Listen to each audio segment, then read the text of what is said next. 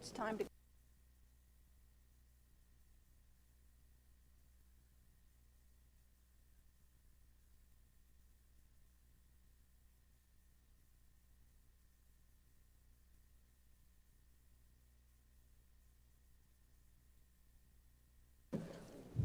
Good morning, everyone. If there are seats available, please be seated at this point in time, and we will call this meeting to order at 8:32 a.m. on June 1st, 2021. We will start with a chaplain prayer and pledges, so may I ask Gary and Marcella Jenkins to please come forward and offer the prayer and pledges. To Mayor Gunter, the honorable members of the City Council, and all of the city staff, and everyone here, will you join with us in a word of prayer? Father in heaven, in the name of Jesus, we bow before you to say thank you for this day. We thank you for the rain over the weekend that we needed greatly. We pray, Father, that you guide the members of the City Council to take care of the business of the city with wisdom and in a way that will glorify you. We thank you, Father, for each and every one that's here, and we pray that your will be done. In Jesus' name, amen. Pledge allegiance. I pledge allegiance to the flag of the United States of America and to the republic for which it stands, one nation, under God, indivisible, with liberty and justice for all. Honor the Texas flag. I pledge allegiance to thee, Texas, one state, under God, one and indivisible.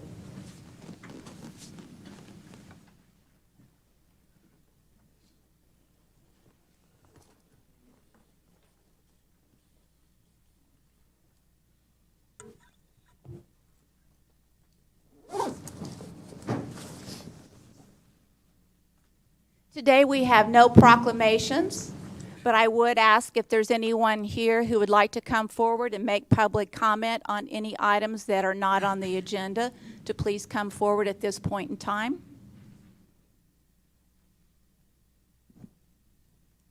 With no public comment, I would like to offer a couple of items. One, our chaplain, Pastor Dawkins' wife, is seriously ill in the hospital. And we ask that you continue to put her in your prayers.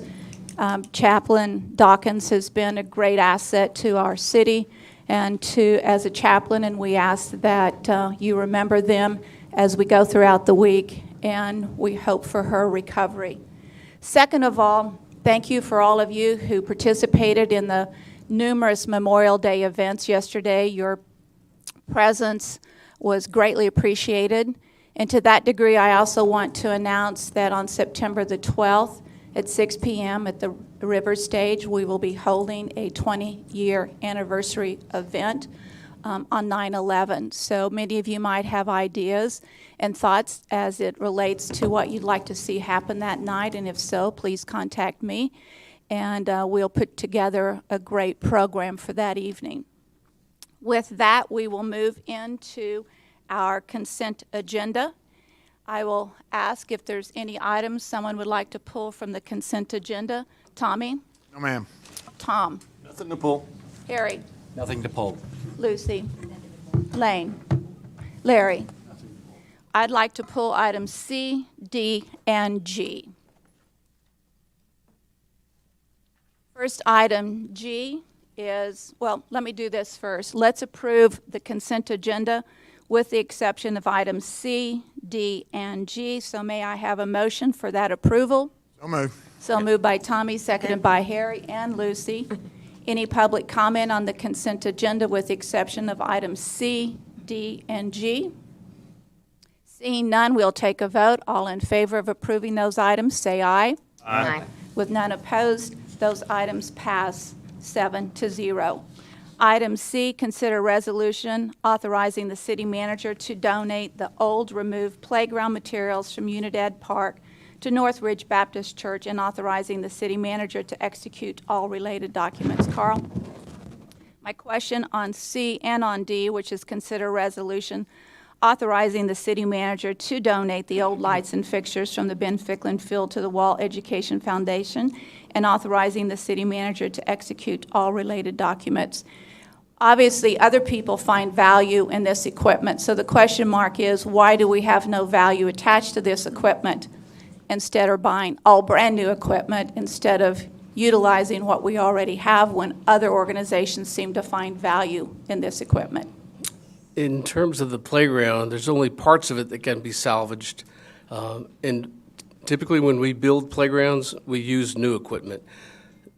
Parts of this playground only have a few years' life, in our opinion, left because of the volume of use of the children using the playground.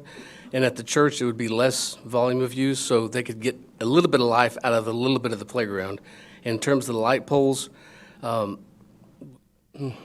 for us, we don't have any anticipated use, and we haven't had anticipated use of those poles and lights for at least 8 years. So they're not currently being used? No. So they're just in a warehouse someplace, not being used? They're standing up at the Ben Ficklin Field off Ben Ficklin Road. So they are being used? They're not being used. They're just standing up.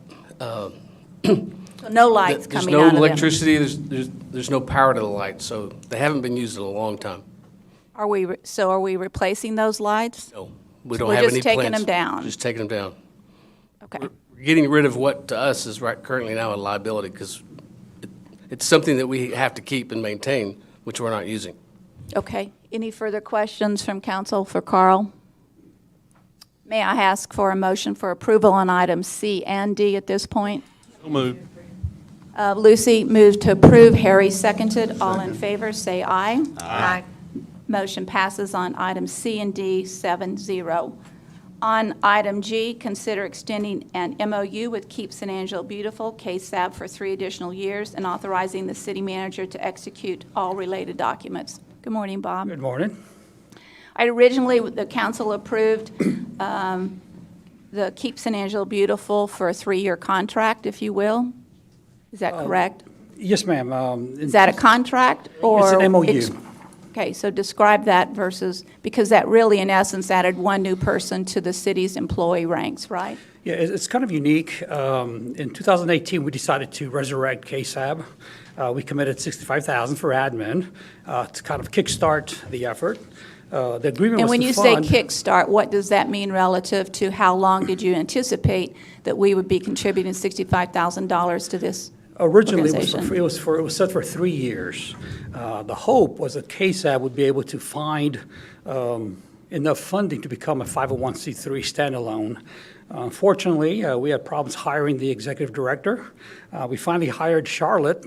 We've had 3 executive directors.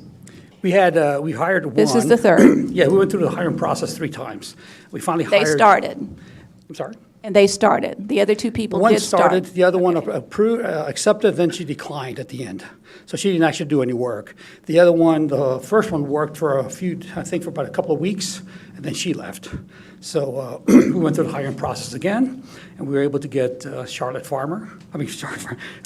Anderson in 2020, and she's done an incredible job in a very short period of time, by the way. She raised $239,000. Unfortunately, none of it was for admin, and that's the problem.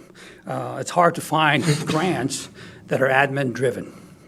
Most of them want projects, they want events, but nothing for admin.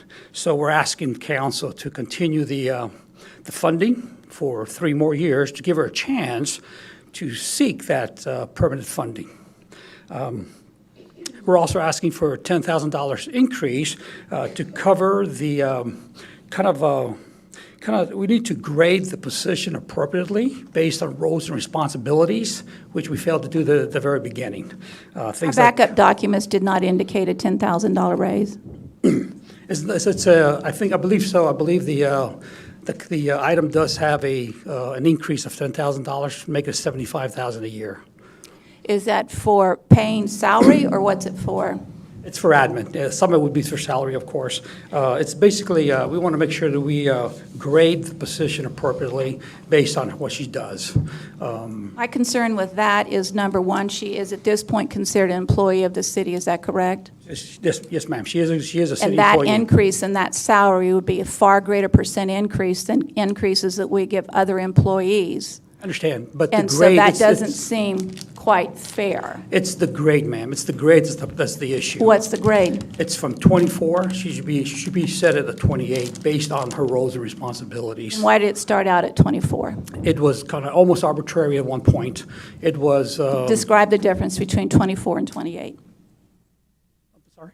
What's the difference between grade 24 and grade 28? It goes from 45 to 54. 54 is the 28 grade. It's things that for division managers, at division manager level, it's based on that Don't role division responsibility. managers have employees that report to them? They do. They And do. this one does not? No, but she has a volunteer base, of course, that handles a lot of that as well. So a lot of kind of HR duties. But she manages the board. She presents at council. She conducts media interviews, things that we ask division managers and department heads to do. So we have to make that, we look to kind of grade that as those kind of positions. We just said that the grade level for that is up to 54, right, in Yes. salary? Yes. And you're asking for up to 75? No, So no, that I'm doesn't. I'm talking about 45 to 54. That's the increase. No, we were talking about 65,000 was the funding, and the request is for 75. 10,000 more. That's totally out of that range. It would be, well, if you want to cover that salary range, we're talking about 9,000 something, right? 54, 45? We're talking about 9,000 or so. Benefits as well? I mean, you're talking about benefits as well? here? Yes, exactly right. 30% of that 65 is admin, but 30% of that goes to other things besides salary, so you got to remember that. I know, but that's not what was presented. No, So- we're asking for another 10,000 to bring it from 65 to 75 to cover that range from 24 grade to grade 28. That's what we're asking. I will say that I agree that we extend the contract for 3 more years. I cannot support the additional 10,000. We've not gone through the budgets for 21, 22. We've not determined the percent increase of wages for any of the rest of our employees. And if in fact she is an employee of the city, is that correct? Then that consideration for increase in salaries would be addressed at the point in time when we discuss increases for the rest of the staff of City Hall. Mayor, Yes, please, can Gary. I happen to be president of this organization because of the way the MOU and those things were written. One of the things in this particular change, it's not an increase in salary as much as it is making sure that it fits the right listing in the city. 24 grade to 28 grade. Basically, it was not listed correctly when we hired Charlotte. So all we're doing today is not increasing the salary as an increase. All we're doing is adjusting that, and that happens all the time in the city. You make that change one way or another to a different grade. So from my perspective, that little bit of money, and it's not all salary. 'Cause some of it does- Almost a 16% increase in expense. Well, I understand that, but I mean, if you're going to put it at the right grade to begin with, and it wasn't there, then it's not necessarily an increase in salary as much as it is an adjustment. Dollars to are where it is. dollars. Dollars are dollars. 10,000 is 10,000. Okay, but in the same token, if you've got somebody out there in another department that happens not to be at the correct level, when you make that adjustment, you make that adjustment. We're just doing this at the same time that we're changing the MOU to extend it for 3 years. So from my perspective, that it's there. So I support extending it for 3 more years as an MOU. I don't support the additional 10,000 at this point in time. As we go through the budget, 21, 22, we can take into consideration those challenges to it. But at this point in time, we have not dealt with the budget for 21-22, and so I have reluctance to approve those dollars at this point. We recreated this. We did that during budgetary times, didn't we? It was done, I don't believe, during the budget conversation. It was done either before or after. It was not done during the budgetary time period. And so that's my issue is we got budgets to consider. We're starting that consideration on June 22nd. And at that point in time, I'm very pleased to review and talk about those increases. But until we're into the budget session, I have a problem doing it now. 22 days away. Daniel, Can I ask question. Mr. Salas one other question? Where does that money come from? It comes from solid waste. Okay. And at this point in time, there is money in the solid waste budget to handle these things. Is that correct? I don't know. I can't answer that. I'm sure, I believe there may be, but I hate to Are you misspeak. able to answer that question? Maybe Tina, either one of them.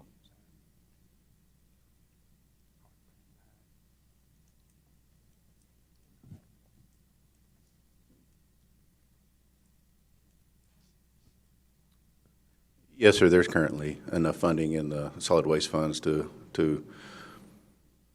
absorb that extra 10,000. What are those solid waste funds used for?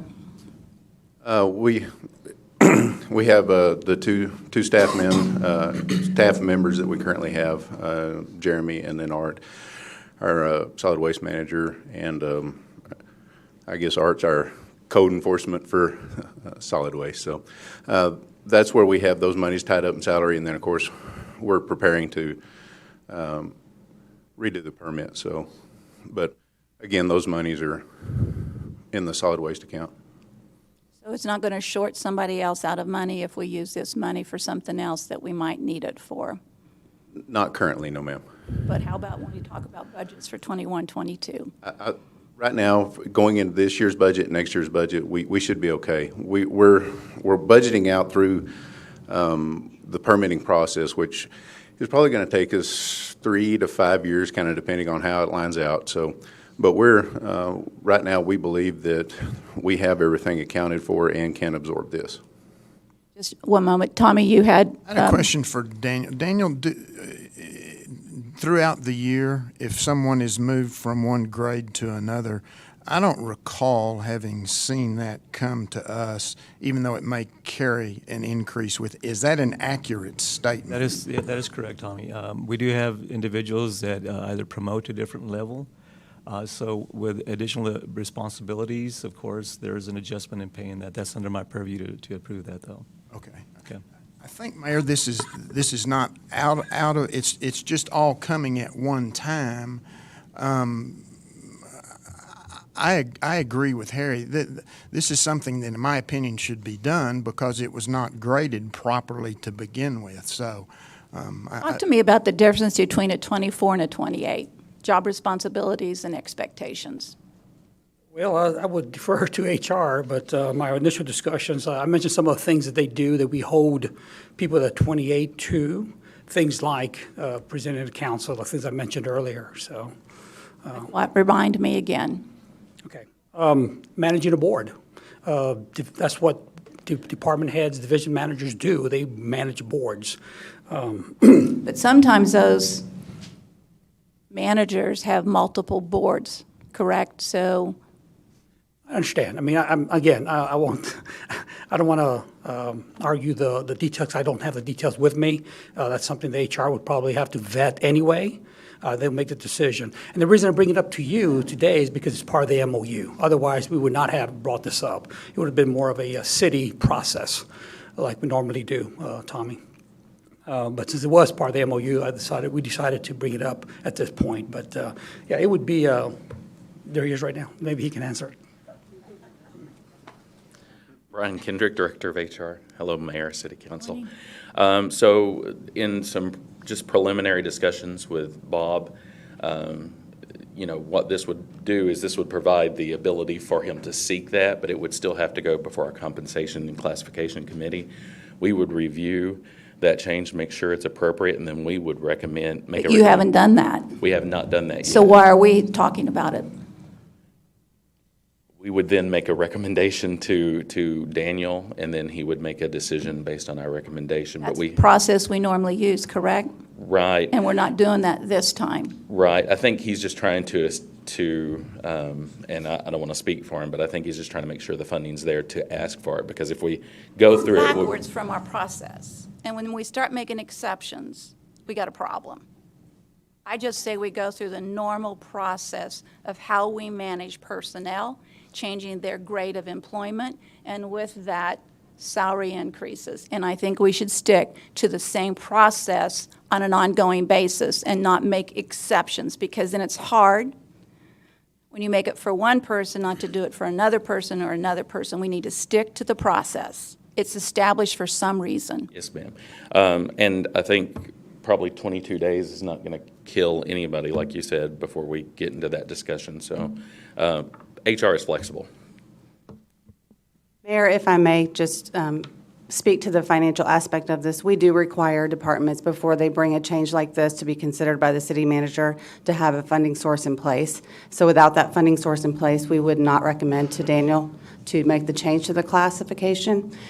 With that being said, if City Council were to approve the MOU as is, and Daniel did not agree with the recommendation that came out of Class and Comp Committee, then he could still deny it, and the funding would be returned to the Solid Waste Fund. I just say we have processes in place, and when we go beyond the processes and make exceptions, we end up with problems. And I simply ask that we follow the processes that are in place, we approve the MOU, and once we've gone through the normal review period and recommendations are made by HR to upgrade that position from a 24 to 28, it can go to Daniel for approval, and then we stick with the process that's in place. I don't like going outside the process. This is an exception, and I don't like doing that. The MOU is unique, ma'am. You do understand. It's just different than we normally do. It's not the normal process for us either. So because it's part of the MOU, I wanted to make sure we covered it, and we had a funding source before we move forward. That's why we brought it to you today, which is, I understand it is outside the norm, but that's why we did it. Okay. Thank you. Any other questions or comments from council? Then I make a motion to approve the MOU, and we'll discuss on June 22nd when budgetary issues are discussed that we address a $10,000 issue then. Second by Lane. All in favor, say aye. Aye. Aye. Any opposed? Motion passes 7-0. Thank you.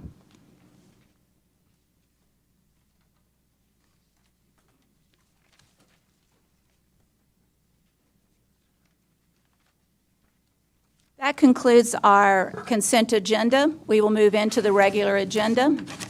Comments regarding items on the regular agenda may be made by the public when each item is discussed as outlined above. Applicants, proponents, and appellants are accepted from the time limit above and must limit their remarks to less than 5 minutes. And I repeat that, to less than 5 minutes. Item A, report by San Angelo Area Foundation on reconstruction project for barracks and mess halls 3 and 4 at Fort Concho. And we're going to have an introduction by Rick Weiss, Assistant City Manager, with presentation made by Matt Lewis, CEO of San Angelo Area Foundation. We'll skip the introduction, I guess. I think everybody knows who he is. All right, go right on. Thank you, Mayor, City Council. I'm excited that the San Angelo Area Foundation is pleased to announce that we had secured funding a few years ago to start working on rebuilding Barracks 3 and 4 at Fort Concho using donated dollars and no city funds. Challenges, I won't enumerate, existed anytime you do a historic recreation project. And then COVID entered into our world, and so time has delayed. But we signed an MOU with the city back in in December of this past year in 2020 to begin the process. And since then, we have completed the construction documents. We have, with council's help, there had to be some formatting or replatting of the land that, believe it or not, Fort Concho wasn't platted properly. It's been fixed. and we've gotten approval from the Texas Historic Commission. We've put it out for bid, the foundation has, and we had 5 good bids, and we've selected Clearview Construction, Brian Benson. Some of you may know Brian, a local firm that has done some custom homes, but has been getting into more and more commercial construction in the Midland and Lubbock area, also here in San Angelo. And we're excited to announce that and to begin construction. The MOU didn't require that we come back and talk to you about that, but I hope you don't mind that we wanted to come back and say yay, and that one of the items of the MOU does require that we present a letter to the city of attestation that the funds are on hand at the area foundation to complete the construction of Barracks 3, which you will be receiving this week. Do we have any pictures of what it's going to look like? I didn't bring any pictures with me. The pictures we have are of old photographs of what it looked like back when we had good still photography. And actually, it's in varying forms of decay, and some photos right before it fell down. The job of the construction firm and the architect is to make it look as good as it did, in fact, probably better, yet to maintain the historic rock work. This particular barracks was constructed by the Buffalo Soldiers, so there's a variety of interesting rock work. So it's not going to look like your typical rock work on a custom home that you might see around town. It's going to look more as close to the pictures as we can. So from the outside, it will look as a completely restructured barracks. The inside, this particular barracks is going to be reinforced with CMU walls so that it's essentially highly tornado, I don't know if the word proof is the right word, but resistant to protect the items. It will have How about hailstorms? Hailstorms, you know. Needed for that. That one that came through last May, I'm not sure any of us can, that's why you have insurance on stuff like that. But fire protection, because it will be housing archives. And when we bid this, we went ahead and had Barracks 4, the other missing barrack, bid.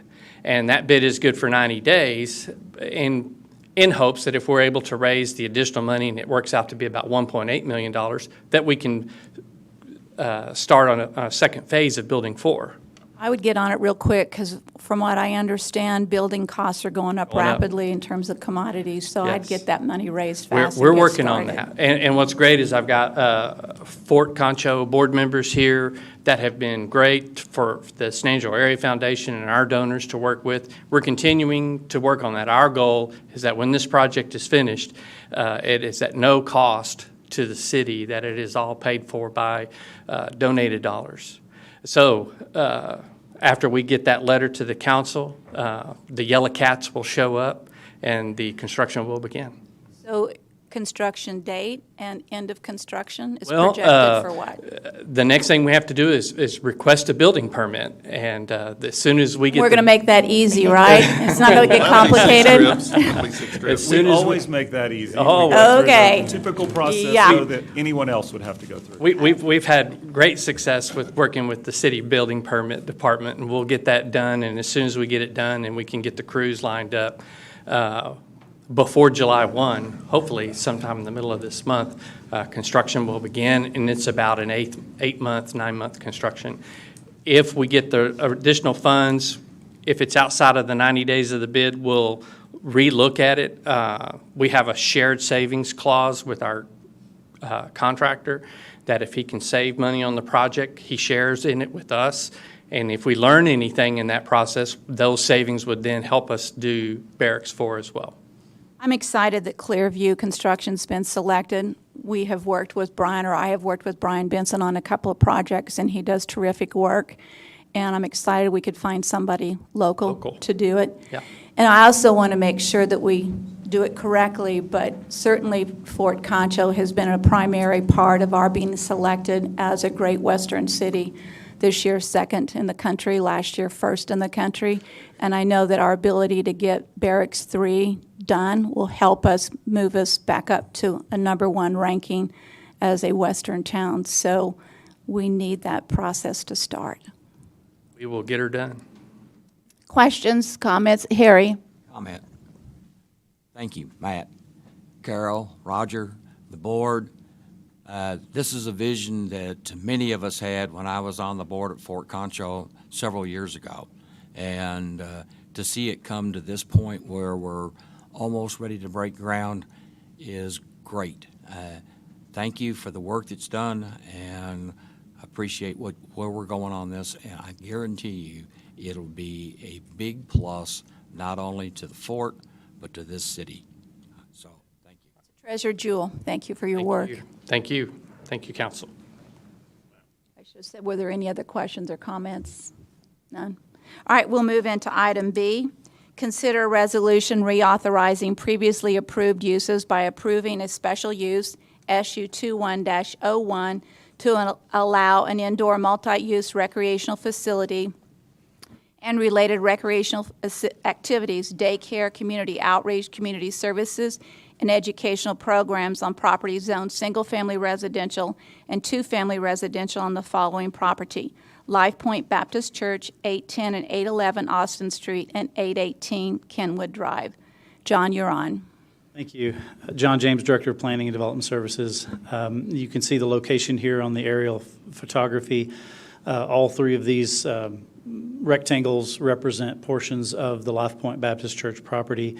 So you've got the church facility here, another building, and then the gym in question that mostly surrounds what we'll be talking about is right here on this part of the property.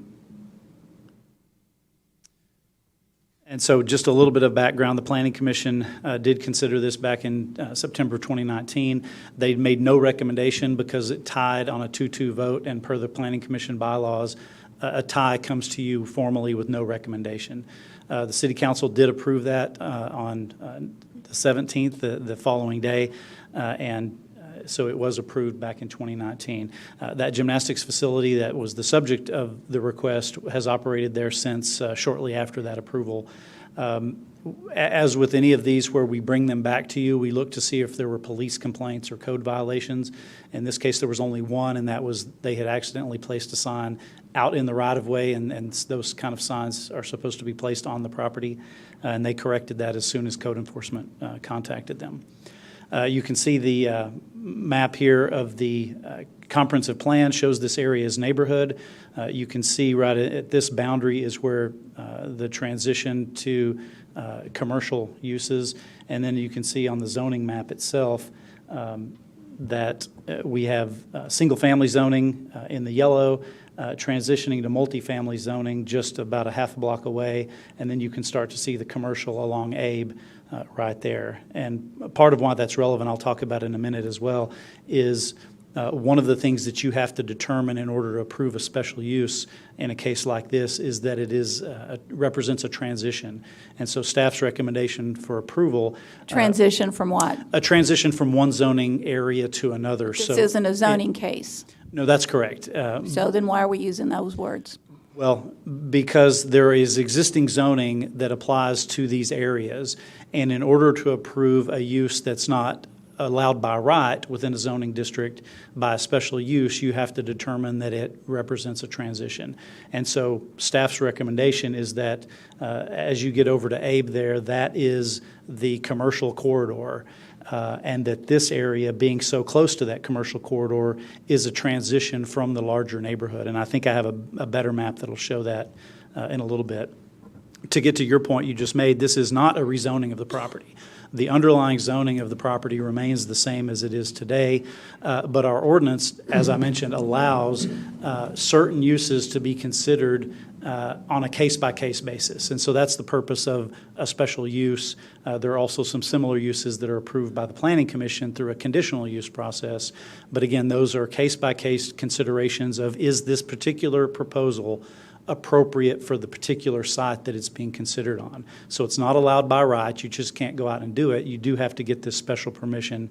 But again, it does not change the underlying zoning of the property. When you talk about special use, is it very specific, one use and one use only, or does it have a broad vocabulary? It can be as broad or as limited as the City Council chooses to do. So in some cases, a special use is approved for a very specific use, and with some of them might have 8 or 10 conditions. You might recall some similar ones like the one that came up recently at Sports Next Level. There were conditions on lighting and distance separation from residential and all those kinds of things. So you have broad authority to create limitations and approve broad uses or limited uses. So in this case, what the request ultimately came to you the first time and is coming to you again would allow this list of uses: indoor recreational facility, daycare, community outreach and community services, and educational programs. It would not allow any other commercial or retail uses other than these listed. And as I'll get to in a minute, staff's recommendation will be for you to limit those a little bit further. And they already do daycare? If the church is operating the daycare, yes, they can do that. Similarly with community outreach. Without approval right now? That's correct. So the educational. And how about community outreach and community services? Can they do those yes, activities now without this permit? Yes, all three. And how about educational programs? Yeah, all three of those bullets that I highlighted there, if they're part of the church function and they're operating them, they can do those today. It's only when they want to work with a third party. So if they hired a daycare company or leased a building to a daycare company that's a for-profit daycare, then it would require a special use approval like this. If the church is operating it, then no, they would not need any special approval. Mayor, I have a question. Yes, please. If they are allowed to do every single one of these that you are just listed, why are we going through the entire property for a special use? What do you mean in the entire property? All the real estate versus Every one single parcel building. of real estate is being conveyed under this special use. If they can do a daycare in building A, 200 feet away, then why are we requiring a special use for that portion of it? Or if, I'm not understanding. Well, you're kind of getting ahead of me, because part of the staff recommendation, based on what we heard at the Planning Commission meeting and some of the concerns of the neighbors, part of our recommendation will be to narrow the approval to just a portion of the property rather than the whole church property. Okay. And I have some slides that'll mention that a little bit later. Mayor, could I ask a question? Yes, go ahead, Larry. From what I take, you're saying that they can conduct these functions already, but as soon as we do this special use, that allows them to extend this into more of a commercial level. Is that correct? Well, if they operate any of these things with church employees, then they can do that today. So they might not have a daycare today. They might, in fact, choose to say, you know what, we'd like to have a daycare, but we don't want to operate it. We're going to go have Company C come in and operate our daycare. So the daycare is only valid if, in fact, they conduct that within their own staffing issues within the church, where someone doesn't come in and lease that square footage and pay a rental for doing that.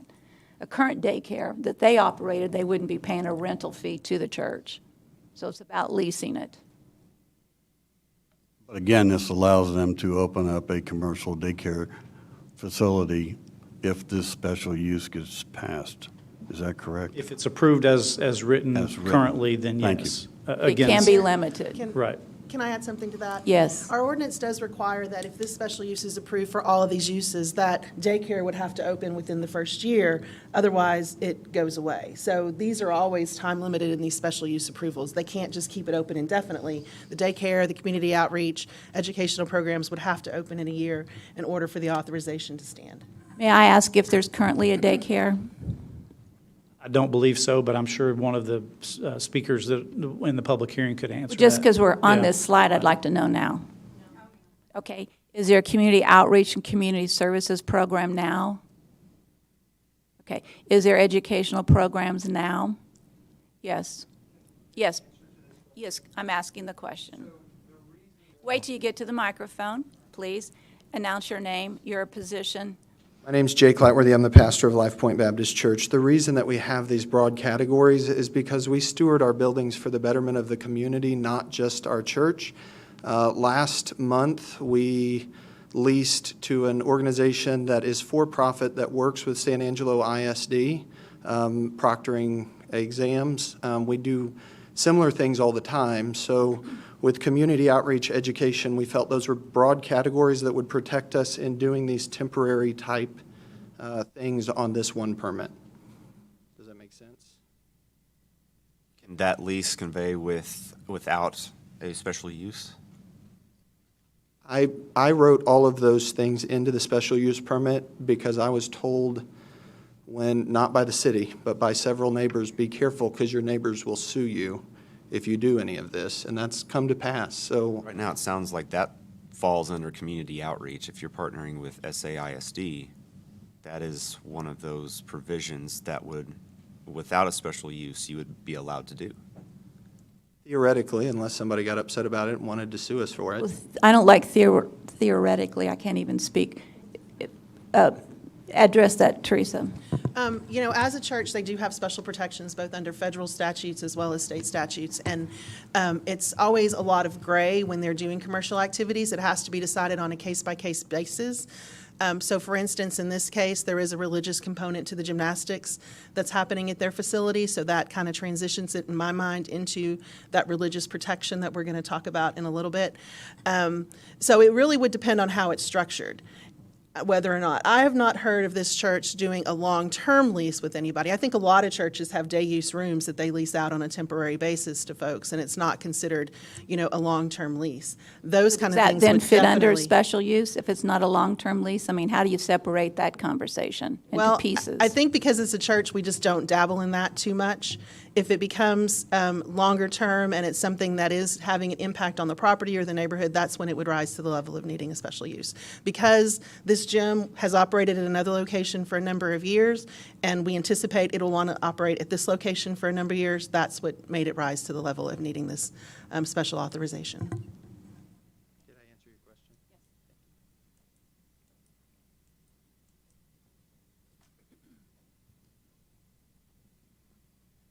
So as we're talking about special uses, we researched back historically as far back as we had records, and that was 55 years.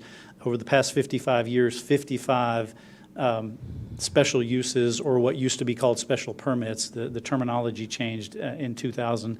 About 50 or 55 of those have been approved in the last 55 years in the Santa Rita neighborhood, including 8 daycares, 7 offices, 6 for retail or restaurants, 6 for parking or vehicle storage, 3 beauty or barbershops, and 3 others that are non-residential type uses. And so I only point that out to suggest that this is not a necessarily unique situation where this is the first and only time something non-residential has been approved in this neighborhood. You can see here in green are the ones that have been approved. You can see a few in pink are the ones that were withdrawn by the applicant for some reason, and then the red ones are the ones that were denied for some reason. Well, and so this is after the Planning Commission, there were some questions about those denials, so we actually subsequently looked at the ones that were denied, and those go back 42 years, and 39 have been denied, and there's a list of the different types of things that have been denied. So it's true, many of these have been approved, many of them have been denied, and again, that points to the fact that it is a case-by-case consideration that you look at each particular site, what's around it, what they're proposing to do at that site, and you can make a case-by-case decision on whether or not to approve those. So I have a few pictures. We can come back to these if necessary, but just a few pictures of the church site, the church itself, the fellowship hall, which was across the street, and then the gym there to the left. Across the street to the north is the River Terrace property, and that will come up in a little bit as well. And these are some homes. These are 2 homes across Kenwood Drive, so directly across the street from the gym. A couple more homes or residences back behind the church. I think that's across Avenue D, and then another one across Avenue D.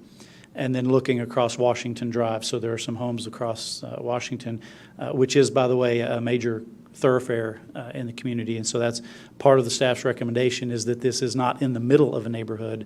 It is toward the edge of the neighborhood on a major street that is designed to handle larger traffic.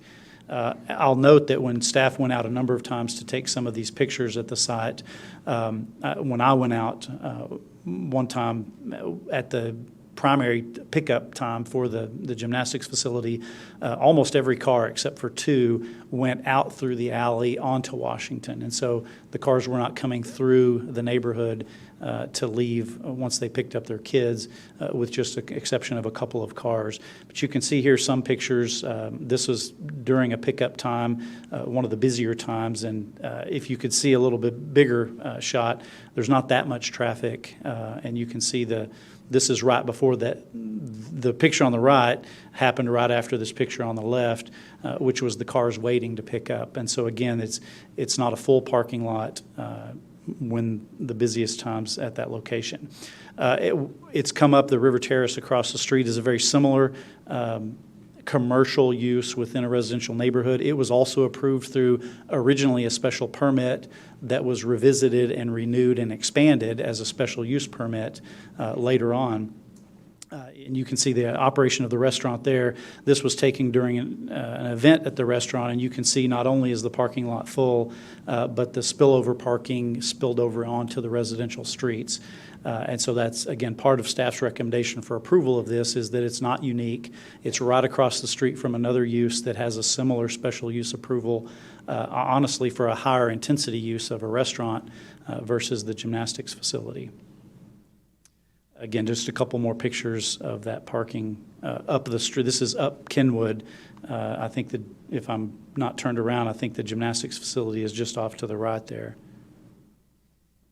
So I'm going to just briefly go through this. This was in your staff report in your packet, but these are the criteria that staff and you all by ordinance should consider when considering a special use. Are the impacts minimized within the neighborhood? We believe that the impacts are minimized. This is a fairly low intensity use, and I know some of the opponents at the Planning Commission talked about pulling commercial use into the neighborhood, but compared to most commercial uses, this is a fairly low impact use. Is it consistent with the zoning ordinance? Again, the zoning ordinance specifically authorizes special uses to allow uses that aren't normally allowed. And again, we believe that using an existing building on an existing property that's for a non-residential use is appropriate for this area. And again, as I mentioned, it is a transitional area at the very edge of the neighborhood. Is it compatible with the surrounding area? Again, this is an existing church that is non-residential, has parking, large parking lot. It has traffic on Sundays and Wednesdays, and then for special events as well.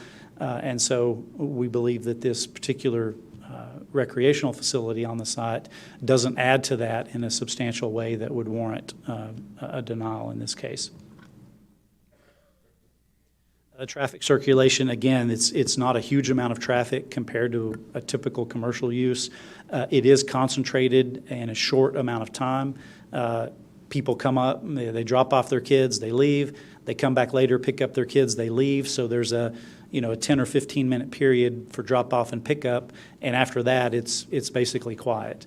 And so again, that's different than a typical commercial use that would have coming and going all day throughout the day. We didn't see any impact on the natural environment, and we believe there is a community need for this facility. Obviously, the question for you, is this the appropriate location? Again, staff believes that it is. Again, there's no change to development patterns. It's already a non-residential use. It's a non-residential gym facility that we believe is appropriate for the uses proposed. Okay, we did send out our notifications as we normally do to the surrounding properties. Let me ask you a question. So if it's a zoning issue, obviously you have to notify by ordinance those that live within 200 feet of the property. Does a special use permit require that same 200 feet notification? Yes, for a special use, conditional use, and a rezoning, all three of those require us to notify within 200 feet. And so there were 40 notices sent to within 200 feet. We received 2 responses in favor from within 200 feet. We also received 34 in opposition. 15 of those were from River Terrace. So if you're counting the stars on the map, 15 of them are for that one property because it's a multi-owner condominium.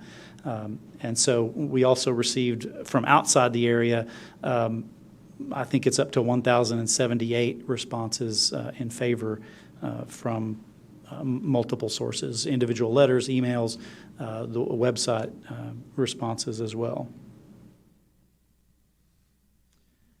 We got some questions about where those responses came from. So if they, we got, one from Ballinger, and we got some from Wall.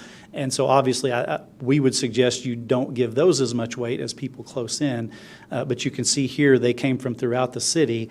But you can see, I think on the next, zoom in on this, this is the responses from within Santa Rita, including many, not within 200 feet of the church, but within 1,000, 2,000 feet. We did receive numerous responses from folks who live in the Santa Rita neighborhood in favor, as well as the ones opposed. How many? You can see here, I actually didn't count. We counted the total that matched. We went through an address matching process, which doesn't catch them all. Honestly, I'd have to count those dots to see how many, but that's probably 20 or. You had 34 on the map there. Was that in the top? Previous slide at the very top, John. I don't know what I did. Oh, yeah, 34 from within the Santa Rita neighborhood. I'm sorry. Yeah, so 34 dots there. And again, that didn't match. That was kind of an automated GIS mapping process. And so we tried to strip out from emails the addresses. So this only caught about half of the responses that we received. So if we assume they were representative, then there might be double the amount from within Santa Rita. So this did go back to the Planning Commission at their May 17th meeting. They did recommend denial by a 3-2 vote in that case. Staff does still recommend approval of the special use with some modifications. I'll talk about those modifications in a second, but first I wanted to go through the 5 conditions of approval. And these are not changed from the original approval back in 2019. Shielded lighting, limiting of hours of operation, any illuminated signage would have to be turned off overnight so that it's not creating light on neighbors across the street. Any new signs have to comply with our sign ordinance for signs. We have special regulations for signs within a residential district. And then the city may inspect the property to verify compliance with the conditions. And it also says that we can bring this back to you, like in this case, if we receive complaints on issues that affect the neighborhood, it can be brought back for reconsideration. So the staff recommendation, part of this is based on the public input we received at the Planning Commission. There were very few, if any, comments about the gymnastics facility itself and the impact on the neighborhood. The biggest concern, and especially from the discussion by the Planning Commission, was a concern of it opening up the area to commercial activities.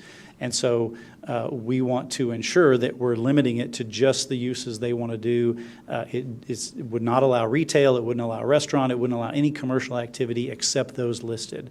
And so we're proposing to limit it even further than what was requested to only the athletic facility, related childcare and educational programs. Limiting the special use to only the gym and the parking area. If you see in your background information, there's a lease agreement that allows them to use not only the gym but the adjacent parking.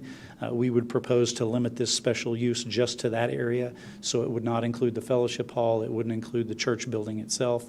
And then finally, again, based on the discussion from the planning commissioners, many of them, or a few of them, seem to want to limit it to Life Point Church as the owner. So if the property ever sells, either to a different church or to a non-church entity, then they would have to come back for a new special use approval if the ownership changes. And so, again, the hope here is to limit it to address some of those concerns raised by the opponents as well as the planning commissioner's responses. So a second option you would have is just to approve as presented. That's basically what was approved in 2019. You could reapprove it as is. And then your third option is to make a motion to deny. If you do that, and Teresa can probably talk a little bit more about this, but we would need findings to answer these three questions on. Why were the findings not addressed during the Planning Commission? I would defer to the commissioners themselves. The staff raised the concern that if they deny it without findings, that could be problematic. The Planning Commission chose to go ahead and vote on the motion that was on the table without making findings to answer these questions. Let's go back to why we're even here today. Teresa, describe why we're here today, because obviously that has come before council before. There was a vote on it, and I think everyone needs to better understand why we're even here today. Right, after the last vote, there was a lawsuit that was filed, and that lawsuit is still being litigated. A number of the issues in that lawsuit had to do with notice. The city still contends that we complied with notification requirements. We received information from the appraisal district. We notified the people that they gave us names for. But it later came to our attention through the lawsuit that there were people that the appraisal district did not list on the information they provided to us. So, there was always an intention and a discussion ongoing about why don't we just bring it back and fix the procedural issues. But then COVID happened. And so there was really no way the gym wasn't operating for a period of time. There was no way for us to evaluate really what the impact this facility would have on this neighborhood would be, to give a real recommendation to you. But now the gym has been operating for a period of time. We can see what kind of impact it's going to have on the neighborhood and to cure some of the the deficiencies in the notice. Even though we think we have a valid legal argument, I think as city employees and public servants, we do believe that people should have the right to speak on things that address their property, and this is the way to do that. You should know that this is a different application. We're not just reauthorizing the other one. This is a whole new application process. Part of the resolution that we have included in your packet will rescind that prior approval if this one is approved, so all of those past deficiencies in notice should go away. Okay. I have some comments to make in a minute, but I want to ask first if any of council members would like to be acknowledged and offer comment. Are there any? Lane? Anybody else doesn't have to first, or if this is my district, we can finish with me or whatever. Let me go ahead and then Go ahead. you can Go ahead. finish. I will always be a big supporter of business development and economic development opportunities, but at the same time, I remain committed to protecting our neighborhoods. Quality of life is about the quality of our neighborhoods, and we need to be protective of our neighborhoods. Citizens looking for a new home evaluate neighborhoods and look for a neighborhood that has good schools and a church of their choice and a neighborhood that reflects what they want in a place. Santa Rita is one of the oldest neighborhoods, and many people refer to its charm due to its historic cottages and architecture. It is important to protect the integrity of the area. Yes, there are some very expensive homes, but within a block or two, many homes are much less expensive. People want to find a home in Santa Rita due to its old heritage and unique cottages and their architecture. I believe that when we start allowing commercial development within a neighborhood, then we start to deteriorate what we traditionally call neighborhood. With that said, there will always be a bridge or an area or a block that leads from commercial to neighborhood where one bleeds into the other. I also know that a home is generally one's largest asset, and so one never wants to create a situation where we diminish the value of that asset.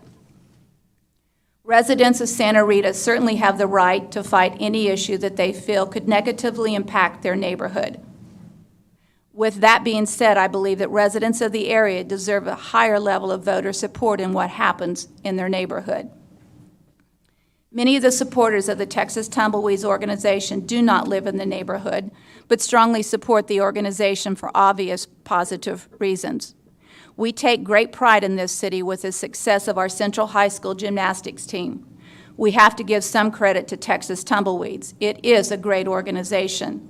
But remember, this is not about Texas Tumbleweeds. This is about a special permit for the use of a gym. Texas Tumbleweeds has positively impacted the lives of our kids, but this is, again, not about the activity. If it was, there would be no lawsuit or issue, because I don't believe the people who are concerned about this special use are against the kids. Correct me if I am wrong, but I believe this is not a zoning issue or a rezoning. It is a request for special permit allowing a church a special permit to better utilize their facilities by leasing out a building for the purpose of gaining some income and utilizing a vacant building that is in need of repair. Most buildings in a deteriorating state do not enhance a neighborhood. The situation we are discussing is a difficult decision due to the following issues. One, it is not about a new commercial development being created or built. It is about an existing church building being allowed to lease their buildings to a business, but the church has existed for decades and the gymnasium has existed for decades. In fact, the facility gymnasium is in obvious need of repairs. Unquestionable, a building in need of repairs can create an unwanted eyesore and start to impact the character of a neighborhood. It is also difficult to understand why allowing Texas Tumbleweeds to use a gymnasium would create a burden on the neighborhood when existing special permits have been strongly supported by not only the Santa Rita citizens, but citizens who live in other areas of San Angelo. One business just across the street has overflow parking with many people parking on the street and side streets, and yet I believe the Riverview restaurant serves a great purpose, as many organizations need a place to meet and eat, and many families need a place to celebrate. If there are no issues or criticisms of the River Terrace and its impact on the neighborhood, I'm not sure what the issue with the church is. Again, correct me if I am wrong. Riverview Restaurant was not grandfathered, but actually applied for their special permit as well, and that was in 2003. The Riverview Restaurant serves a need in this community, although it too is a commercial business and exists in the same Santa Rita neighborhood that the Live Point Gymnasium does. I believe our goal today is to find a win. Win for all those involved, and I believe the win in this case is to allow the Live Point Church a special permit to allow the Texas Tumbleweeds to lease the gymnasium and the gymnasium only, but the permit cannot go with the land. If the building goes, so does the permit. If the Texas Tumbleweeds go, so does the permit. The permit should be for the gymnasium only, not all the facilities. The past year has proven that there have not been any problems with the gymnasium being leased to Texas Tumbleweeds. With that being said, we as a city also have the burden of ensuring that we do not violate the Religious Land Use and Institutionalized Persons Act, which basically means a church has the rights to be treated the same as a business in regards to issues such as this permit. Is that correct?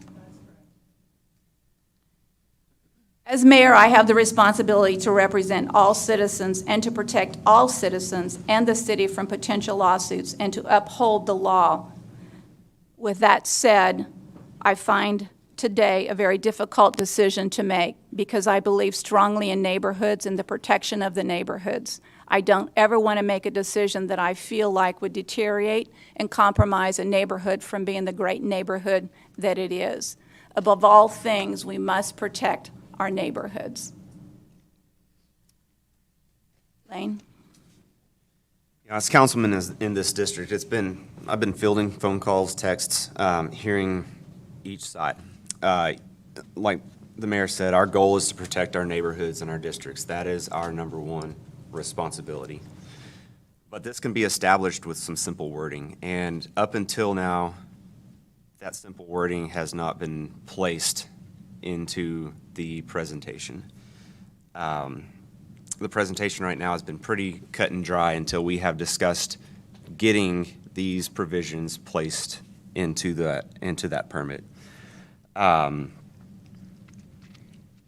hasn't been presented like this till now, but with these other options of limiting it to that one facility of the church, the gym, not allowing it to be conveyed over the entire property, and limiting it to how long that special use permit will be allowed to be conveyed.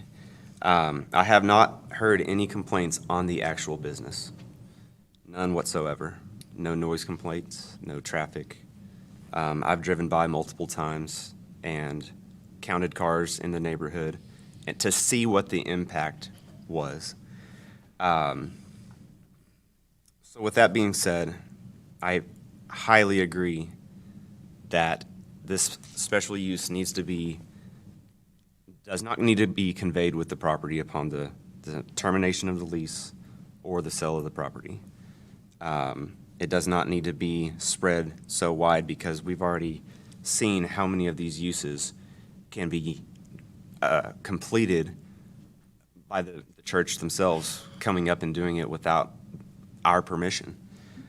So with that being said, I'm going to move to approve the special use permit with adding the provisions that upon termination of the lease or the sale of the property, the special use will revert back to its original standards and that the permit is only effective to the gym building of the property, along with the recommendations that the Planning Commission has provided with us today on items like shieldings.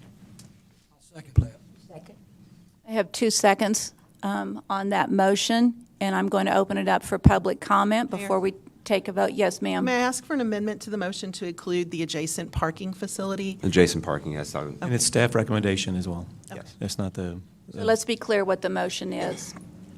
It is provided for the gym and the adjacent parking facilities to be included in the special use with the provisions provided, and upon termination of the lease with the current holder or the sale of the entire property outside Life Point Baptist Church, that it will revert back. As I see it, this protects both sides. This is the win-win that the mayor is talking about. This is the win-win that I've been looking for, and I wish that it would have been discussed before now, but the two complaints there's 3 complaints, but the 2 heaviest complaints are the conveying of the special use with the entire property, whether it be sold outside Life Point Baptist, and how long that goes. This will prevent anything else to come in other than the gymnastics facility. Is everyone clear on the motion? And we have a second. We will open it up for public comment. I will ask that when you come forward to offer public comment that you state your name, your address, your SMD area, that each citizen speak just once per item, and unless asked to comment by council. And we ask that that be a 3-minute comment. And so at that point in time, please come forward. We'll take one at a time.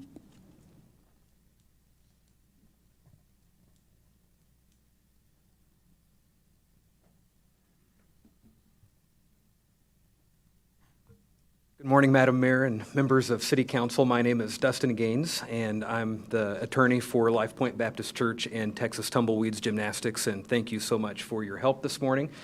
It's our hope that this matter is resolved and that we're able to move on and that the underlying lawsuit would even be dismissed and there wouldn't be amended petitions and all of those things that would encumber and tie the church and gymnastics academy in litigation. I spend my entire career 100% of the time litigating church lawsuits. It's an interesting world to live in, and it's been an honor to be able to be here with you all this morning seeking some good solutions. And this morning, the entire purpose that I have is to explain the intent behind Life Point Baptist Church and Texas Tumbleweeds Gymnastics Academy and the reason for this. There's been a lot that was said at the Planning Commission hearing and a lot that's going on in social media. And I wanted to clear up several things that were said previously. First, the church is not in financial ruin. And the church is not doing this primarily for a financial benefit. That's not the reason why the church opened its gymnasium. The church charges Texas Tumbleweeds a discounted lease rate, $3,300 per month, to be able to rent the gymnasium. The prior gym for Texas Tumbleweeds was half the size, and the monthly lease payment was more expensive than what is being charged right now. And every penny that comes in from the lease does not go into the church's operational funds. No salaries are increased. It doesn't go into any of the operational type funds that the church needs to sustain itself, but those funds are going directly back into the renovation of the property. To date, insurance, HVAC repairs. The next big item on the docket for the church for repairs is to repave and to finish the parking lot. and to get that improved, which is a betterment for the area. So win-win for the church and then also for the surrounding neighbors. But the reason why the church and Texas Tumbleweeds entered into this agreement, it was so the church's religious purposes could be fulfilled. And that's why the church charges a discounted rate. Texas Tumbleweeds was looking for a new place that had the space that it needed to be able to operate. The church had its gymnasium. Both were of the same faith, and the church said, we want a way to be able to minister to the families here in the area. How can we do that? And Texas Tumbleweeds, at the same time, needed the gym, so they were able to move in. And if you were to look at the memorandum of understanding that was executed between the church and the gym, several things are really important to show that this is a religious purpose. And the context as to why this is important, the document that was just circulated, it talks about, as I'm sure the City Council is familiar with, the Religious Land Use and Institutionalized Persons Act. It's the federal legislation that touches and concerns local government bodies in their decisions on a religious purpose or a religious exercise that is being used. Here's what the Memorandum of Understanding said to demonstrate the religious purpose. It says, whereas Life Point Baptist Church and Texas Tumbleweeds Gymnastics desire to enter into an agreement in which Life Point Baptist and Texas Tumbleweeds will work together to promote the gospel. And whereas Life Point Baptist and Texas Tumbleweeds are desirous to enter into a memorandum of understanding between them, setting out the working arrangements that each of the partners agree are necessary to promote the gospel. Services rendered by Life Point to maintain as of first importance the pursuit of the glory of Christ in all things, to offer literature to the participants of Texas Tumbleweeds programs that aim at evangelism and spiritual formation, offer spiritual care and counsel to any member of the Texas Tumbleweeds community, offer spiritual oversight and guidance for the mission and work of Texas Tumbleweeds, to promote the mission of Life Point Baptist and Texas Tumbleweed activities when requested. Services rendered as a part of the agreement by Texas Tumbleweeds to maintain as first importance the pursuit of the glory of Christ in all things, and that's the motto of Texas Tumbleweeds. Could we stop one moment, Teresa? Talk to me about church versus state, because we're talking a lot about church right now, and there's always great concerns about church versus state. So let's talk about why this is or is not an issue at this point. Yes, please come forward. Yes, sir. My name is Greg Gossett. I'm a local attorney. I represent many of the homeowners in the Santa Rita area. We've had a new proposal today, and I would suggest, in the interest of the entire community, that we recess this hearing for a short time and let us visit with the other side and see if we can work something out. Is that what is requested from a majority of the people here today? Okay, then we will do that with the support of council. Are we all in agreement? May I ask Move first? to recess. We will move to recess. How long would you like? 30 minutes? 30 minutes. Thank you. Greg Gossett. Good to meet you. Thank you. Teresa? Yes. So recess, what needs to be done in this, make sure we're doing this And right? we can just recess the meeting for that 15-minute period if you like, 30 or minutes. we can. 30 minutes. 30 minutes, and then Can we come convey back, the or rest we of the business? can place this item on hold, go address our other two items, which aren't going to take 30 minutes. Executive session, okay. And then possibly executive session, yes. All right, we will, anyone who wants to join the group in that discussion, please go forward, and we will continue to do the business of the city, moving on to item C. That is what I was hoping. And item C is the following. Consider selection of Mayor Pro Tem for June 21 through May 2023 election, and I would like to nominate Tom Thompson And I as will our second Mayor that. Pro Tem. Second. All in favor, say aye. Aye. Motion passes. Tom Thompson will become our new Mayor Pro Tem. Consider appointment of city council members to boards and committees, and Julia, you are on for this. Mayor, could you call for quiet in the room so that we can move on? May I ask that the conversation in the room, listen up, everyone. Quiet. We're conducting business. If you want to talk, please leave the room. Thank you. Okay, Julia. Okay, Okay, so we have several boards that council members serve on. Some of those have outside terms dates, others are just for the term of the council member.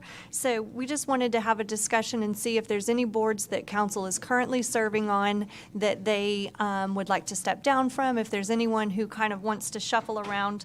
And then, of course, we did have the one vacancy on the transit board from the last election, so. Well, I'm going to say I want to stay on all the committees that I currently am on, and I would like to ask Larry if you'd like to fill the vacant position of the Concho Valley Council of Governments Transit Board. Would that be something you'd be interested in? Certainly. Okay, let's put Larry there. Okay. And then do we have any other open holes that we need to fill? Those are the only open holes. Do I have any council members who would like to resign from their committee assignment at this point? Or change their committee assignment? With none, do we need to make a motion of approval? Yes, please. May I have a motion to approve the existing committee assignments with the addition of Larry Miller for the Concho Valley Council of Governments Transit Board? So moved. Seconded. With all that, may I have a vote? All in favor? Aye. Passes 7-0. We will now move into the closed session. Executive session under the provision of Government Code Title V, Open Government Ethics, Subtitle A, Open Government, Chapter 551, Open Meetings, Subchapter D. Exceptions to requirement that meetings be open under the following sections. A, 551.071, consultation with attorney regarding 1, Lake Nasworthy contracts and water rights, and 2, GEXA contract. At this point, it is, in fact, 9:47 a.m. We will adjourn and be back within the 30 minutes that we are closed session.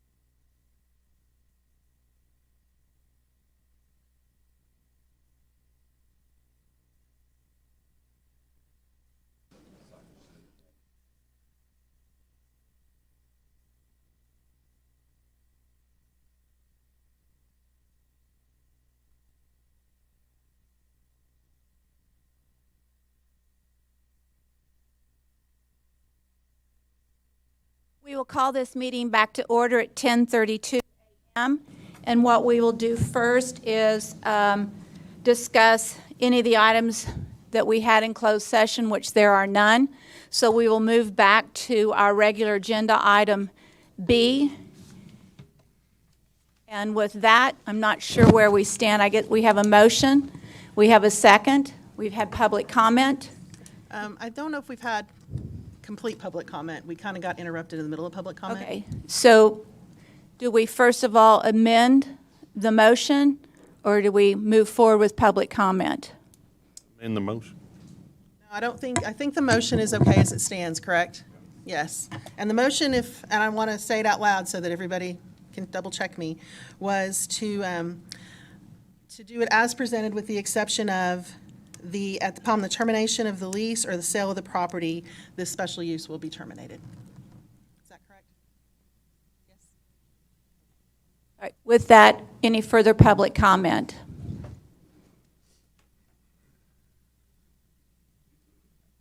Just very, very briefly to conclude from my earlier remarks, we would respectfully request, and we're in agreement with the tailoring that has been done on the special use application.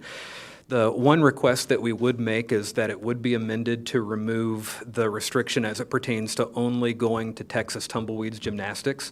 I know that there is some concern in the community that if Texas Tumbleweeds were to end its lease and it were to move on and a different entity were to come in, that it potentially could be bigger and it could be all of the problems that are contemplated in the special use permit ordinance, the factors that John was able to talk about. But what we would like to remind council of is that it's a small gymnasium. It has an occupancy limit of 100 people already. So what you're seeing right now with Texas Tumbleweeds is what you would get, and so long as it would accomplish the other purposes and it would be limited to athletics, education, those types of things, we're completely okay with any of those restrictions, but we would respectfully request that it be amended to omit that part with the Texas Tumbleweeds. So we're not back here when a new tenant comes in because there are those other restrictions that would limit it in its scope and size and so forth. Before we were able to take our recess, I was able to provide some clarifying remarks of the purpose, and just to briefly conclude, Texas Tumbleweeds Gymnastics, its purpose is to maintain as a matter of first importance the pursuit of the glory of Christ in all things, to allow Life Point Baptist to promote the gospel by disseminating literature provided by the church, to have regular devotions with the participants of Texas Tumbleweed. These devotions will be evangelistic and spiritually formative, and that Texas Tumbleweeds is to conduct activities in accordance with and not contrary to the statement of faith of Life Point Baptist Church. And for the last several months, that's exactly what's been happening. Texas Tumbleweed starts off all of its gym classes with devotions and prayer for the kids. Pastor Clatworthy is able to attend. Their literature is provided. People are invited to go to the church events, and there is pastoral care, and as you'll hear today through some of the comments about how involved Life Point Baptist is. So it is a religious exercise under the RLUIPA statute, and we would respectfully request first that the motion that is being considered right now be amended to pull out that Texas Tumbleweeds restriction only, and that it would be passed. Thank you for your time today. Very much. Further public comment? Winky, please come forward.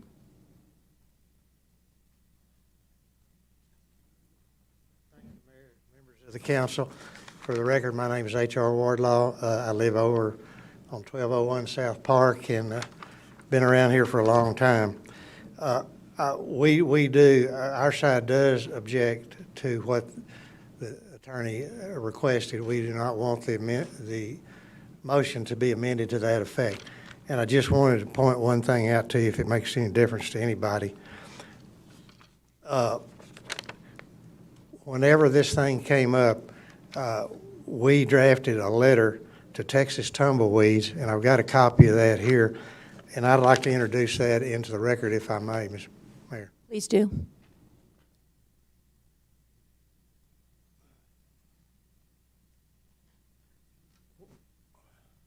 When all of this started back in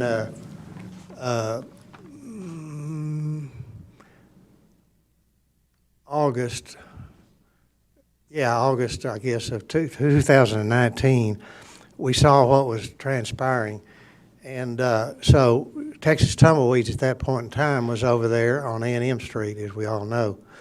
And so the rumor was they were going to move over here to the Santa Rita thing. And so before we ever filed suit, and I believe that was in September of 2019, I drafted a courtesy letter to the Texas Tumbleweeds asking them not to move in over in Santa Rita from South A&M Street, where they were located at that time, telling them that we had a dispute between the residents of Santa Rita and the city, and it was going to be a zoning dispute.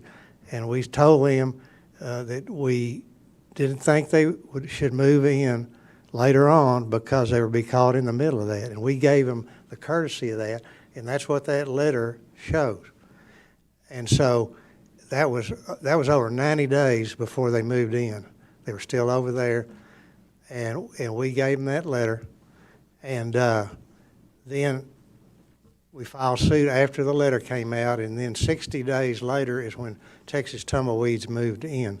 So we've never understood why that we were being vilified from day one, because we had given them notice of the impending litigation long before they ever moved in. And in a legal situation like that, when you move in like that, you move in at your own peril. There was nothing else we could do. We didn't have anything against Texas Tumbleweeds. You know, we like them. But we've got zoning to preserve over there in Santa Rita, and we didn't want them to get caught in the middle of it, but they went ahead and chose that on their own. So I think when you're talking about amending this motion, I think you ought to keep that in the back of your mind. We didn't do anything wrong. We did everything we could do. I don't know what else you could. So unless anybody has any questions, I'll leave. Thank you. Thank you, Winky. Further public comment?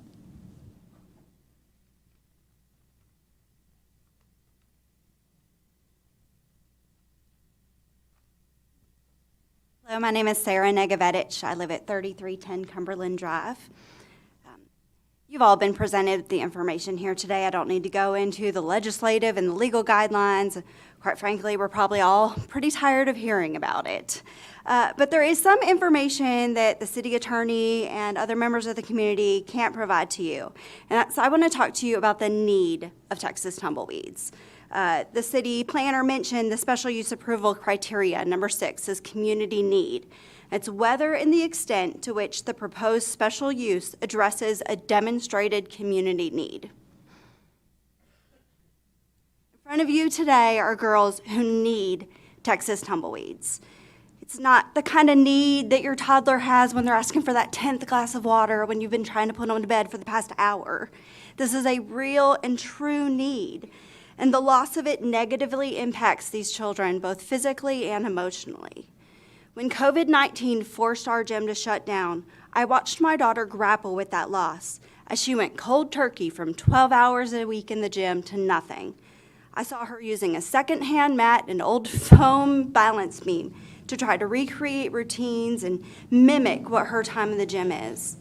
I saw her coaches create online conditioning to help the girls so they wouldn't lose too much muscle tone. And I witnessed my daughter struggle with not being in the gym. Unfortunately, what we've seen what it's like when our children don't have the ability to participate, when that need is not being met. Having lost it once, I'd bend over backwards to make sure that we don't have to face that again. Texas Tumbleweeds is the only USAG women's gymnastics in our area, and it has become a major feeder program for our 10-time state champion Central Bobcats gymnastics team. But more than that, TTG is a place that our kids and our community need. I'm eternally grateful that Texas Tumbleweeds is there for my daughter today, and I humbly ask that the council ensure that our children will continue to have their needs met tomorrow. Thank you.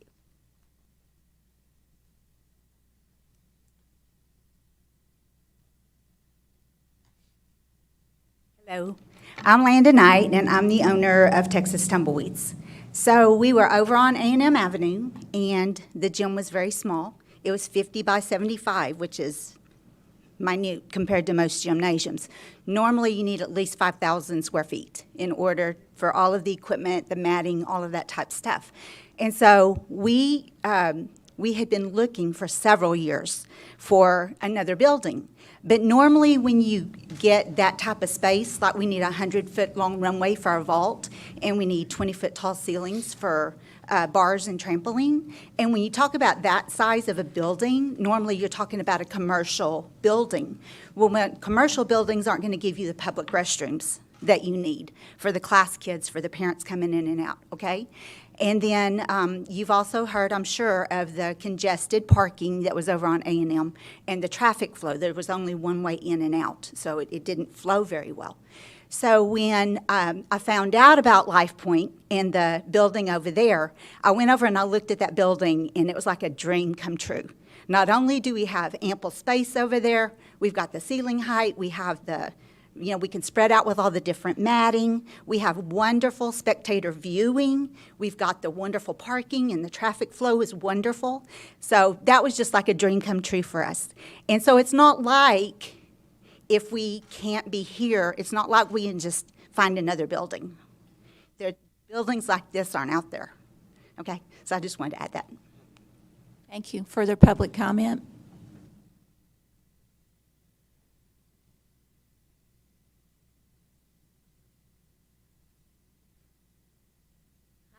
My name is Bridget Barbie, and I live on 1937 Pine Valley Street in Bentwood.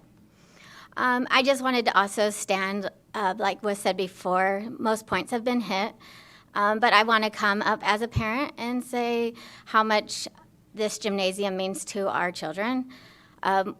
We moved to San Angelo a year ago.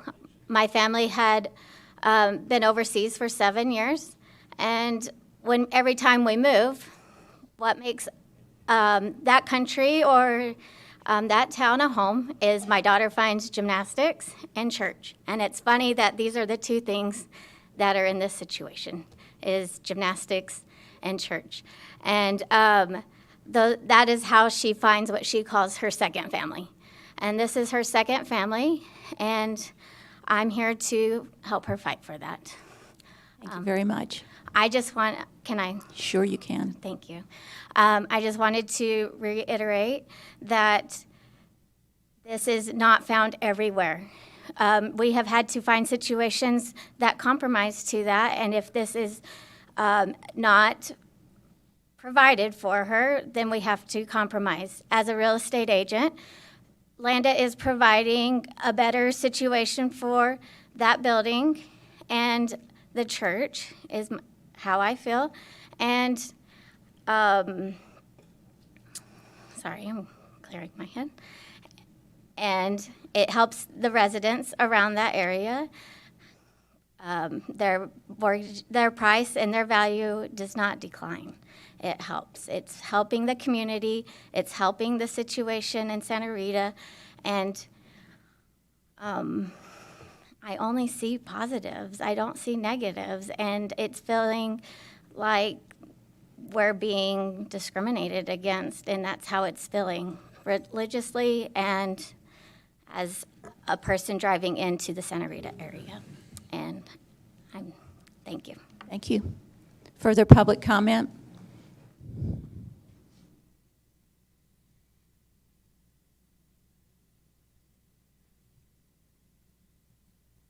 Susie Smith. You want to just bring that microphone down a bit?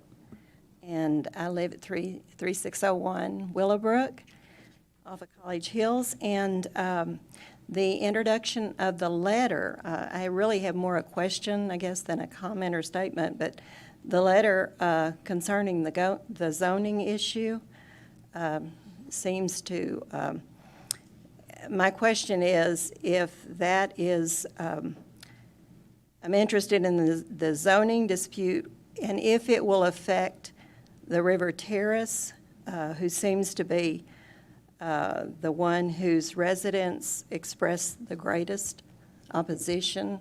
So this zoning is for this facility or this these specific addresses. There's no consideration at all in changing the special use permit that the River Terrace has. They received that in the year 2003.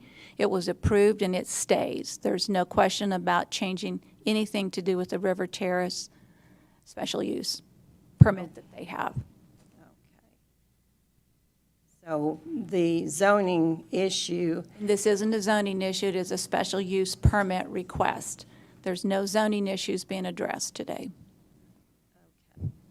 so according to the letter Which letter are you referring to? that was circulated, That is, okay, so it might have referred to zoning in that letter, but the reality is that letter was from one attorney to another organization. It has nothing to do with any legal action that this council took. Okay, thank you.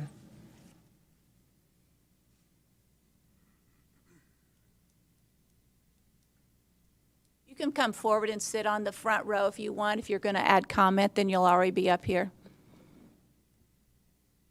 Morning. My name is Sierra Morrison. I live at 8386 Lynx Lane, Buffalo Heights. I'm here as a parent. My oldest is a gymnast. We've only been there for a year. Our first year was COVID, so it wasn't a normal year. I don't really know what to expect or what the future will look like for us as a gymnastics family, but I've homeschooled for 6 years. This facility is a Bible-based program. I would not have chose it otherwise, having the freedom to choose our curriculum and what we participate in. I chose it mostly because when I walked in, Philippians 4:13 is on the wall. Mrs. Gunter, do you know what that one says? I can do all things through Christ who strengthens me. I have seen my daughter grow and believe that and walk in that in this past year with this program.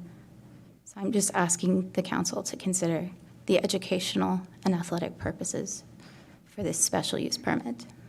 Thank you. Thank you.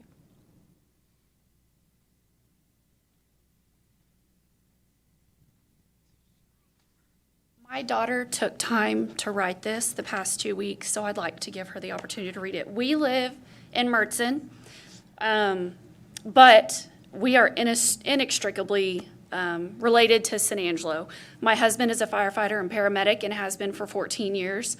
I taught at San Angelo ISD for 11 years and was an administrator, and now I'm the elementary principal out at Mertzen. And we drive in 5 nights a week for gymnastics. 5 nights.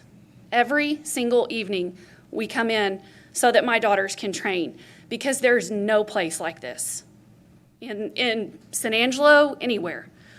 And she wants to share with you a little bit. So I want to move the microphone Yes. down just a little bit more. All right, you want to hold this down where you can read it? Hi, my name is Presley, and I am a member of Texas Tumbleweeds Gymnastics team. I have been in gymnastics since I was 2 years old. Gymnastics is a big part of my life, and I haven't just learned new skills.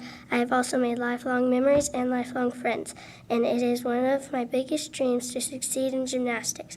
If my gym gets shut down, I might not get to follow my dream. You wouldn't only be hurting the coaches and the people who work at TTG, you would also be hurting the little girls and boys who have fun and follow their dreams. Also, TTG could tell you 1,000 reasons why you should not shut down our gym, but there are only 1 or 2 reasons why you should.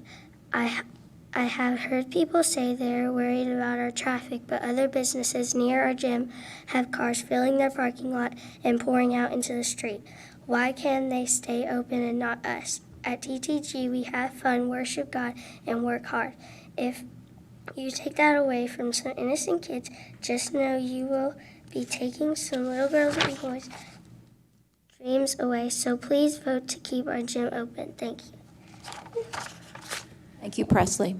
Thank you for your consideration. As far as traffic is concerned, I do drive a long way every day, even Saturday for guitar.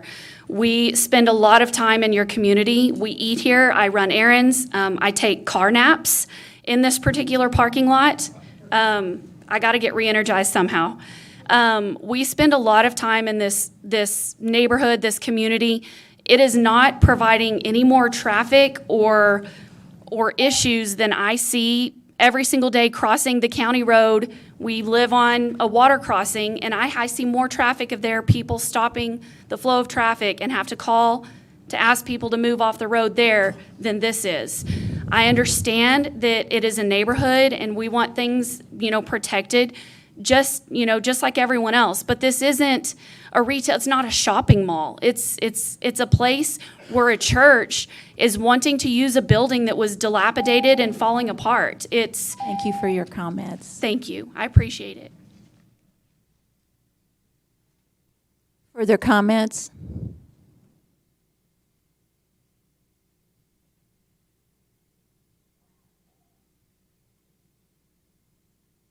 My name is Sarah Clatworthy. My husband is the pastor of Life Point Baptist Church.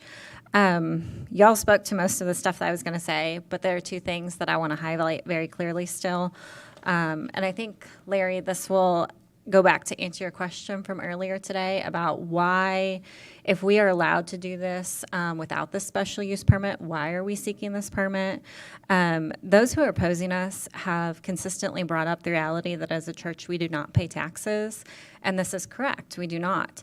The state and federal government give us that right. We don't stand here today challenging those in opposition as to how much of their own income is tax deductible because they themselves donated to tax-exempt organizations.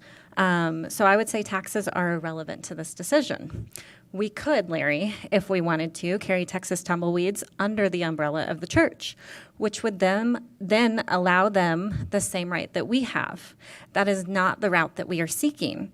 We are here asking for a special use permit because while we want to partner with Texas Tumbleweeds as a service to the community and as a partnership in promoting the gospel, we do respect the government and we do not desire to take advantage of the privilege that is granted to us as a church.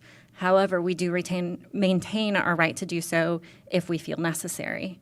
I will skip point 2 because our lawyer did well to address that.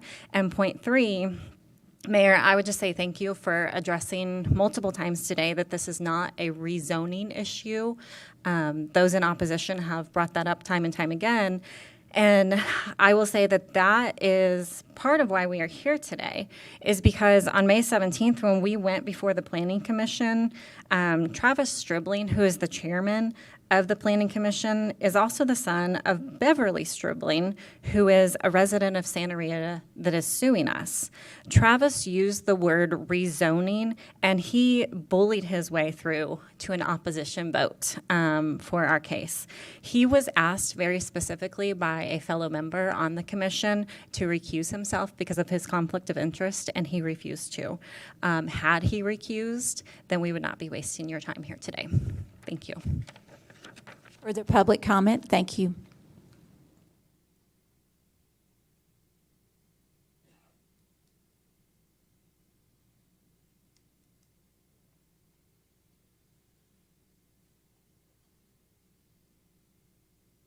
I think you all have heard from me more than you want to, and I'll be brief. I just want to reiterate that we're asking that the leasee portion of your motion be dropped. Every other special use permit, I'm not arguing that you might be able to do that, but River Terrace has had multiple leases, and if Landa were to move on in 3 years, I don't want to have to go through all of this again. The 3 suggestions that John James has put together, we wholeheartedly endorse and are behind. So thank you for your time. Further public comment?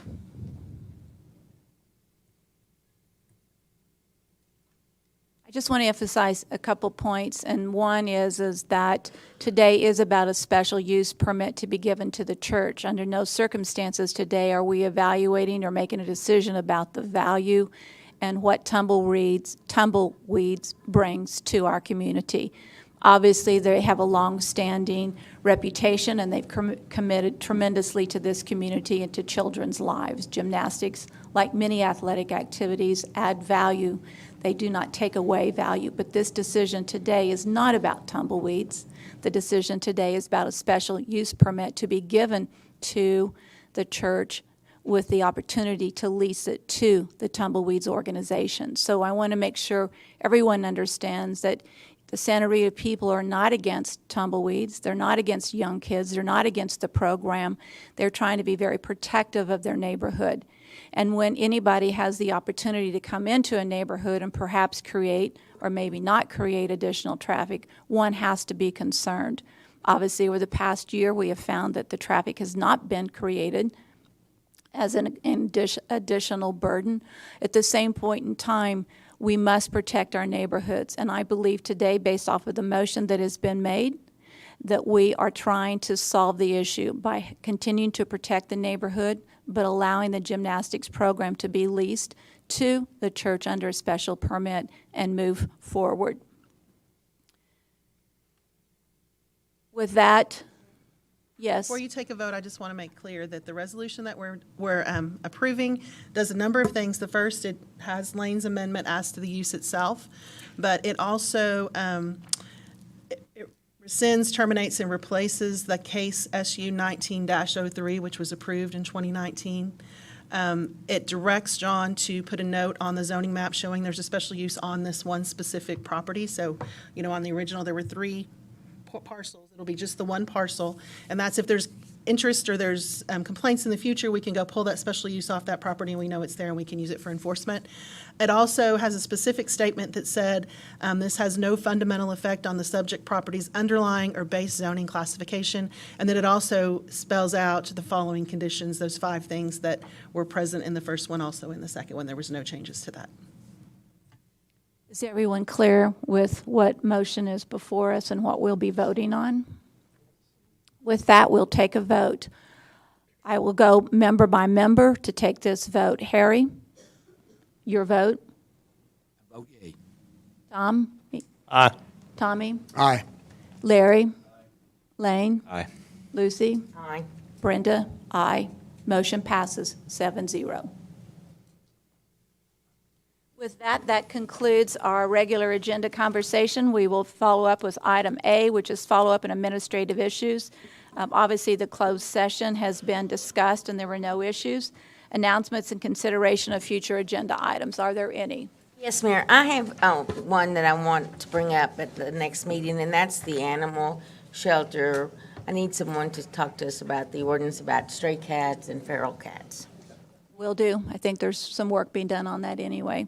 With that, may I ask for a motion for adjournment? I'll move. Second. All in favor? Aye. Motion passes. We are officially adjourned at this 11 a.m. Nathan.